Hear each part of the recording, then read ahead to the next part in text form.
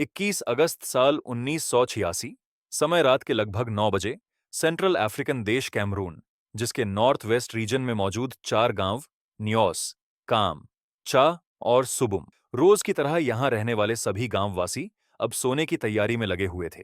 दिन भर की थकान और कड़ी मेहनत के बाद करीब रात के 10 बजे, जब पूरा इलाका एक चैन की नींद में लगभग जा ही चुका था, लेकिन तभी अचानक एक तेज धमाका होता है। ऐसा धमाका जिसे सुनकर बहुत से लोग चौंक जाते हैं और बहुत से गांव वालों को यह जोर की आवाज बुरी तरह डरा भी देता है। किसी को कुछ समझ नहीं आता कि अचानक यह धमाका क्यों, कैसे और कहां पर हुआ है। इसलिए इसे जानने के लिए सभी लोग तुरंत अपने घरों से बाहर निकलते हैं और देखते हैं कि रात के अंधेरे में नायोस लेक के बीचों बीच पानी का एक हरिकेन बना खड़ा है और वह तेजी से ऊपर की ओर बढ़ रहा है। लोगों को कुछ भी समझ नहीं आ रहा था कि अचानक यह सब क्या हो रहा है। जो झील हमेशा से शांत रहती थी, उसमें अचानक से समुद्र जैसा उफान कैसे आ गया।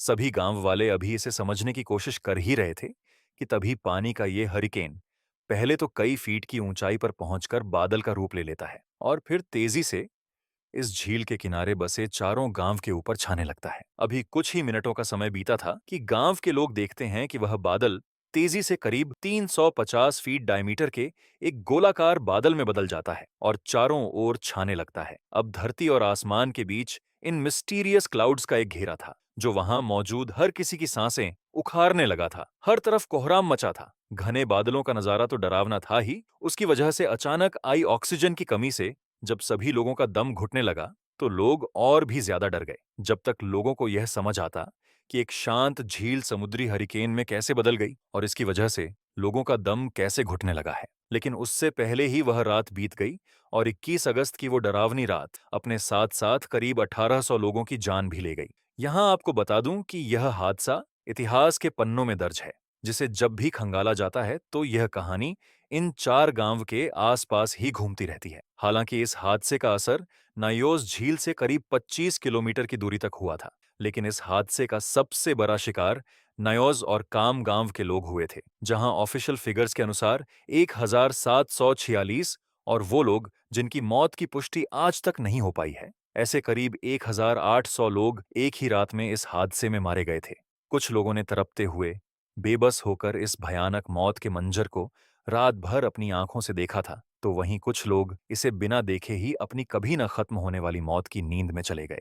इस डिजास्टर का असर नायोस लेक के आसपास के गांवों पर तो ऐसा पड़ा कि सैकड़ों लोगों की संख्या वाले इन गांवों में केवल गिनती के 4 लोग ही जीवित बचे थे और इनमें ऐसे ही एक इकलौते व्यक्ति जो मौत के मुंह में जाकर उस रात वापस आए थे, उनका नाम था जोसेफ नक्वाइन। सुबुम गांव के रहने वाले जोसेफ, जिनकी आपबीती के आधार पर ही दुनिया यह जान पाई कि इस भयानक रात में ऐसा क्या हुआ था, किस तरह जोसेफ मौत के मुंह से बाहर आए और किस कारण एक ही रात में करीब 1800 लोग और 3500 मवेशी उस भयानक हादसे में मारे गए। इस डिजास्टर के बाद एक इंटरव्यू में जोसेफ ने इस हादसे की पूरी कहानी सुनाई और बताया कि उस रात को वह जल्दी ही सो गए थे और तभी अचानक देर रात उनकी आंख खुलती है। होश में आते ही वह कुछ भी बोल नहीं पा रहे थे। मुंह खोलने का प्रयास करने के बाद भी उनका मुंह खुलने को तैयार नहीं था। एक अजीब सी गंदी बदबू उनके चारों ओर फैली थी। जोसेफ ने बताया कि इस हालत में जैसे जैसे उन्हें होश आ रहा था तो उन्हें सबसे पहले अपनी इकलौती बेटी का ख्याल सताने लगा था, जिन्हें वह दिखाई तो नहीं दे रही थी,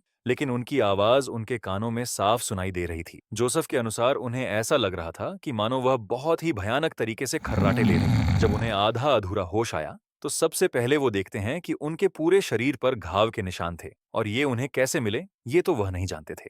लेकिन इन घावों की तकलीफ, दम घुटने से आवाज का ना निकलना और कमजोर शरीर उन्हें इतना बेबस कर रहा था कि वह अपने सामने लेटी अपनी बेटी को धुंधला धुंधला तो देख पा रहे थे, लेकिन उनके पास पहुंच नहीं पा रहे थे।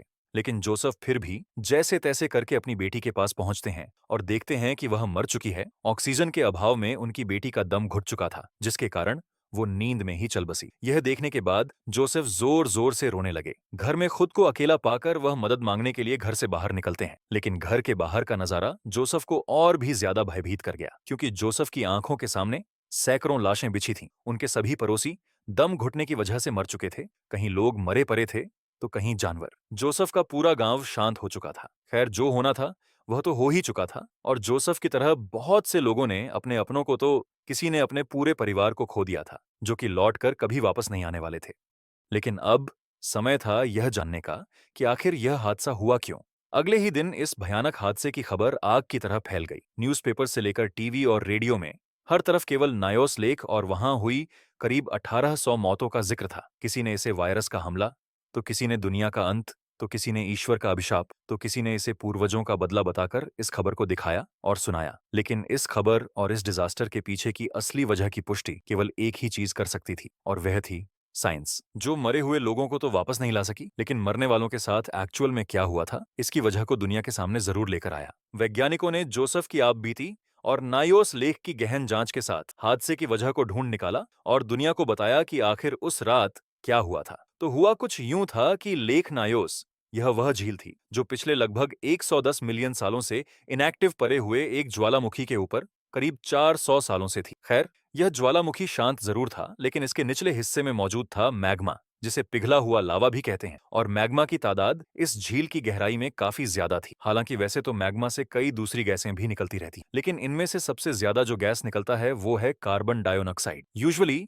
यह गैस मैग्मा से निकलकर झील के गहरे और ठंडे पानी में घुल जाता है और फिर पानी के ऊपर आने के साथ यह हवा में मिल जाता है। लेकिन साइंटिस्ट्स के अकॉर्डिंग यह चक्र उस दिन या फिर पिछले कई दिनों से बदल चुका था। झील के निचले हिस्से में कार्बन डाइऑक्साइड की मात्रा इकट्ठा होती जा रही थी, जिसे ऊपर आने का मौका नहीं मिल रहा था। एक स्टेबल लेक होने के कारण इसमें पानी का रोटेशन होना बंद हो चुका था, पर एक दिन झील के तल में लैंडस्लाइड हुआ, जिसकी वजह से झील की गहराई में एक जोरदार हलचल हुई, जिसने नीचे जमी हुई लगभग 1 लाख से 3 lakh ton carbon dioxide gas को ट्रिगर किया। और इस इरप्शन के कारण कार्बन डाइऑक्साइड तेजी से पानी की ऊपरी सतह पर आया, जबकि ऊपर का पानी इतना ठंडा नहीं था कि वह कार्बन डाइऑक्साइड को खुद में घोल सके, जिसके कारण वहां बबल बन गया और इतनी तेजी से निकला कि पहले तो पानी और गैस का एक झरना तैयार हुआ, फिर इस गैस ने ही बादल का रूप ले लिया। ओवरऑल यह वैसा ही फिनोमिनन है जैसा कि अगर कोल्ड ड्रिंक की बोतल को कई बार हिलाया और फिर बोतल का ढक्कन खोल दिया, तो जिस तरह कोल्ड ड्रिंक का झाग ऊपर की ओर उठेगा, ठीक उसी तरह 21 अगस्त की रात को नायोस झील में भी हुआ था, जिसकी वजह से 1800 लोगों को अपनी जान गंवानी पड़ी। जैसा कि हम जानते हैं, कार्बन डाइऑक्साइड जो हवा से हैवी होता है, तो जैसे ही भारी मात्रा में यह गैस एटमॉस्फेयर में आई, तो दूसरे गैसों की तरह यह ज्यादा ऊपर तो जा नहीं सकी और जमीन के आसपास बनी रही, और इसने इंटायर एरिया के ऑक्सीजन को रोक दिया, जिसकी वजह से ऑक्सीजन की कमी ने लोगों का दम घोंटना शुरू कर दिया। और इस प्रोसेस को लिम्निक इरप्शन या लेक ओवरटर्न भी कहा जाता है, जिसमें कोई भी गैस एक जोरदार दबाव के साथ जमीन को चीर देती है और निकलकर एटमॉस्फेयर में घुल जाती है। अब क्योंकि झील से कार्बन डाइऑक्साइड गैस बाहर निकली थी, तो भार के कारण यह पहले तो बादल बनी और फिर धरती पर ही फैल गई, जिसकी चपेट में जो भी आया वह मारा गया। इस झील से इतनी ज्यादा मात्रा में कार्बन डाइऑक्साइड निकली थी कि जो झील हमेशा नीले रंग का हुआ करता था, इस घटना के बाद वह डीप रेड कलर का हो गया था, जिसे देखकर ऐसा लग रहा था मानो किसी ने पानी में खून मिला दिया हो। हालांकि इस तरह का हादसा इससे पहले भी साल 1984 में हुआ था, जब कैमरून में ही मौजूद एक और लेक मोनून में भी इसी तरह का इरप्शन हुआ था, और इसके कारण झील के करीब रहने वाले 37 लोग मौत के मुंह में चले गए थे। लेकिन उस हादसे पर किसी ने ज्यादा ध्यान नहीं दिया